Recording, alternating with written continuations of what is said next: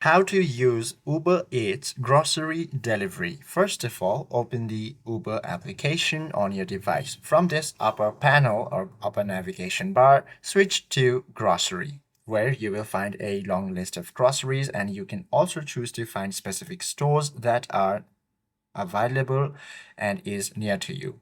Once you find specific products or grocery items that you want to order, tap on this plus icon. Then you will find this view cart option. Once you've added all these items, tap on this view cart. Then you'll be sent to this option where you can choose to delete any particular items that you don't want or simply add as well. Once you've done so, tap on this go to checkout option. From here, tap on this address option and type in your address, or you can choose to use your current location as well.